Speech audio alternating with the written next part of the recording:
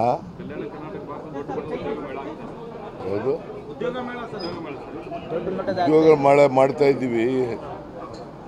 ಬೆಂಗಳೂರಿನಲ್ಲಿ ಮಾಡಿದ್ದ ಒಂದು ಉದ್ಯೋಗ ಮೇಳನ, ಮೈಸೂರು ಹುಬ್ಳಿ ಮಾಡ್ತಾ ಇದ್ದೀವಿ. ಆಮೇಲೆ ಗುಲ್ಬರ್ಗ ಡಿವಿಷನಲ್ಲಿ ಉದ್ಯೋಗ ಮೇಳ ಮಾಡ್ತಾ ಇದ್ದೀವಿ.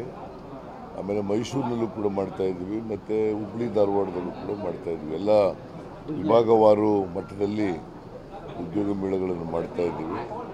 ಉದ್ದೇಶ ನಾವು ಯುವ ನಿಧಿ ಒಂದು ಗ್ಯಾರಂಟಿ ಸ್ಕೀಮನ್ನು ಜಾರಿಗೆ ತಗೊಬಂದಿದ್ದೀವಿ 2024 ಜನವರಿನಲ್ಲಿ.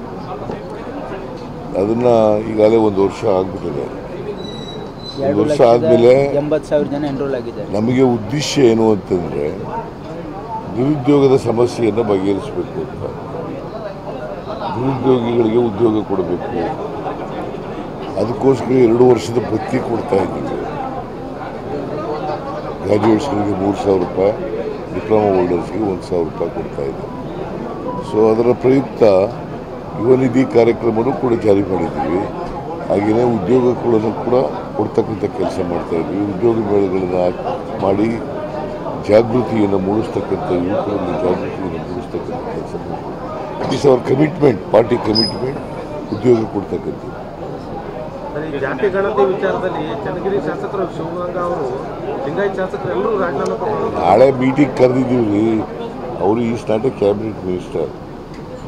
ಕ್ಯಾಬಿನೆಟ್ನಲ್ಲಿ ನಾಳೆ ಚರ್ಚೆ ಮಾಡ್ತೀವಿ.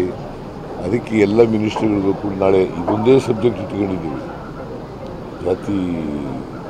ಜಾತಿ ಗಣತಿ ಎಲ್ಲ ನಿಜ ಹೇಳಬೇಕು ಅಂದರೆ ಸೋಷಿಯೋ ಎಕನಾಮಿಕ್ ಸರ್ವೆ ಅದನ್ನು ಇಟ್ಕೊಂಡಿದ್ದೀವಿ. ನಾಳೆ ಚರ್ಚೆ ಮಾಡಿ ವಿಲ್ ಟೇಕ್ ಎ ಡಿಸಿಷನ್.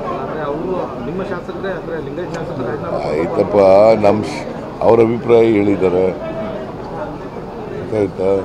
ನಾಳೆ ಅಂತಿಮವಾಗಿ ತೀರ್ಮಾನ ಮಾಡೋದು ನಾಳೆ ಅಲ್ವಾ.